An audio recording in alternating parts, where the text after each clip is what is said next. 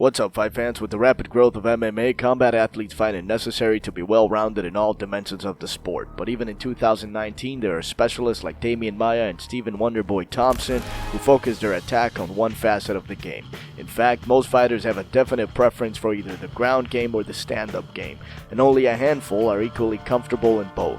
This is due to the fact that most fighters come from a background in one fighting style that puts emphasis on one phase of combat. Boxers and kickboxers prefer standing, grapplers the ground game. This mix of styles resulted in a matchup as old as the sport itself, the striker versus grappler. These battles were usually straightforward to predict. Whoever controls the direction of the fight wins. But MMA subverts more expectations than Season 8 of Game of Thrones, so sit back, relax, and enjoy when grapplers KO strikers. Coming off a head kick KO of Matt Hughes to win the 170-pound title, GSP was scheduled to make the first defense of his belt against Renzo Gracie and Ray Longo protege Matt Serra at UFC 69.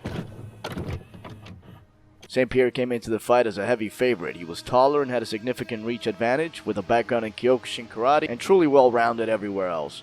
The thought was GSP could simply avoid the ground game by stuffing any takedowns and outstrike Serra quite comfortably. George has 6 inches of reach. He's a very dynamic striker with his feet and his hands. He uses that long jab and keep Matt out at bay all day long and hit him, pick him apart. But the Terror had other plans. You don't got to be the better striker to outstrike somebody in MMA, you know? He's thinking one thing, I'm doing the other. The fight can be over. That night, instead of trying to grapple, Serra seemed content to strike with GSP, and to the surprise of many, he started getting the better of the exchanges. Serra established the outside leg kick and used his jabs and feints to disguise his movement and explode in and out of the pocket. This negated the reach of St. Pierre, who kept trying the left high kick that had won him the title in his previous fight over and over again with no success. And with 2 minutes remaining in the first round, George walked into one of Serra's overhand rights and never recovered. The Long Islander sensed the kill and swarmed him, connecting with a series of heavy punches that eventually forced a stop to the contest and earned Matt Serra the welterweight title and one of the biggest upsets in UFC history. This fight was for the interim heavyweight title, and it featured jiu-jitsu ace Fabricio Werdum, who over the years had become a prominent striker himself, and K1 legend Mark the Super Samoan Hunt, who after starting 5-7 with 5 losses by submission had rounded out his ground game and made a resurgence as a top UFC heavyweight. Fabricio Werdum, he's probably the best submission artist the heavyweight division has ever known. But Mark Hunt is perhaps the most technical striker in the UFC's heavyweight division, period. When the fight started, Hunto floored Werdum with the very first punch he landed. After having a taste of the power, Werdum mostly focused on throwing kicks and staying outside of punching range. Like the other fights on our list, this was perceived as a striker versus grappler matchup, but to further blur the lines and prove how much these fighters had developed, Mark Hunt took the dangerous Werdum down and survived his guard for a portion of the first round. All in all, Hunt was having success and dropped Fabricio again in the second, but then he started to show signs of fatigue, overcommitting on his punches and walking forward with his hands low. Werdum, well known for his craftiness in the cage, saw this as an opportunity to set up a trap. He shot for a low single, which Hunt stuffed, and as the two fighters reset, he immediately level changed and faked the low single again, only to leap forward with a flying knee. Hunt's hands were low, expecting to defend a takedown, and his cranium took the full force of the knee. Some ground and pound sealed the deal, and Fabricio walked away with the title. This contest goes all the way back to UFC 47 when the two welterweight legends were just getting their careers started. At the time, the 22-year-old 8-1 Robbie Lawler had knocked out 6 of his last 9 opponents and showed a willingness to stand and bang in every fight, while the 8-2 Nick Diaz, a BJJ practitioner under Cesar Gracie, would mostly take his rivals down in ground and pound or submit them.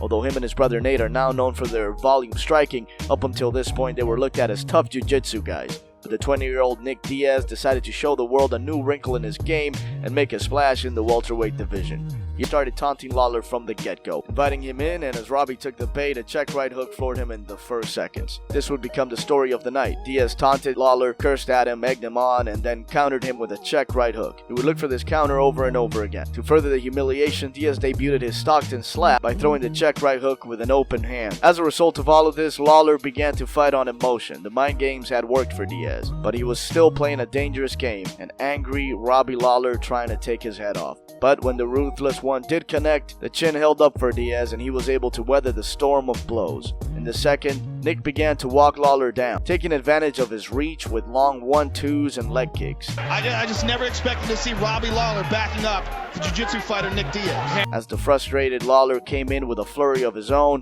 he let himself exposed and off balance. One more check right hook, this time right on the money. The fight ends, but the legend of Nick Diaz begins. 3 weeks later, on the other side of the world, Japanese promotion Pride Fighting Championships would host the first round of their 2004 Heavyweight Grand Prix, featuring vicious striker Mirko Cro Cop, a former K1 champion known for his powerful kicks and punches, and former UFC heavyweight champion and Division I wrestler Kevin the Monster Randleman. Once again, here we have another classic striker versus grappler matchup gone askew. Everyone, including the commentators, believed Randleman had to take the fight to the mat if he hoped to have any success. Very simple question, of course. Kevin has to take him down, quickly, and finish him off from there. And from the very first seconds, the Monster tried to do just that. He rushed the center of the ring and closed the distance, clinching Mirko into a corner. Despite getting double underhooks, the two reached a stalemate, causing the referee to split the fighters up. As Randleman circled away from the infamous left kick of the Croatian, he once again shot for a takedown, which Cro Cop seemed to read, and quickly sprawled to defend. But this laid the groundwork for the end of the fight. Striking in kickboxing or Muay Thai and striking in MMA are very different things. Much like in the Werdum vs. Hunt fight, just the threat of the takedown changes everything. If a fighter overcommits with his strikes, he could end up getting taken down and lose the fight. But if he hesitates and gets caught watching, well, pay attention to what happens when Randleman level changes again. Boom, perfect left hook on the button as Cro Cop was squared, ready to defend a possible takedown. Monstrous ground and pound to finish the contest. Amazing performance. Rest in peace, Kevin Randleman.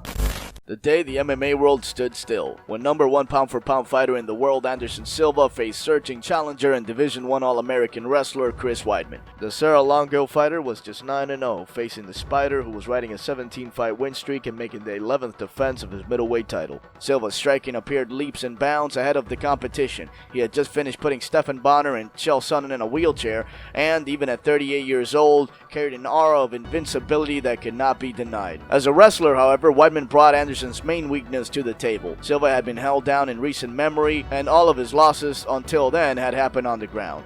The thought was, if an inexperienced Chris Weidman was to have a chance against the GOAT, he needed to wrestle. And he did just that in the first round, putting Silva on his back early, landing some significant ground and pound from the top, and securing a relatively tight heel hook, which Anderson struggled to escape from. The champion made it back to his feet. He began taunting Weidman, leaning against the cage, waving him on, daring him to hit him, then shaking his head and laughing after anything Weidman connected with. Chris kept his composure, constantly pressuring and landing, taking advantage of any opportunities Silva provided. Anderson was notorious for this behavior against grapplers. No doubt a tactic used to keep things on the feet where he would theoretically have the advantage. Even between rounds, Silva was seen yelling and motioning at Weidman to keep the fight standing. The same thing happened in the second when Weidman shot for a takedown, which Silva stuffed and again started yelling at Weidman to stay standing, further coaxing him into a kickboxing fight. Anderson began to find success with some very hard leg kicks, but all the while he would continue to clown against his corner's advice.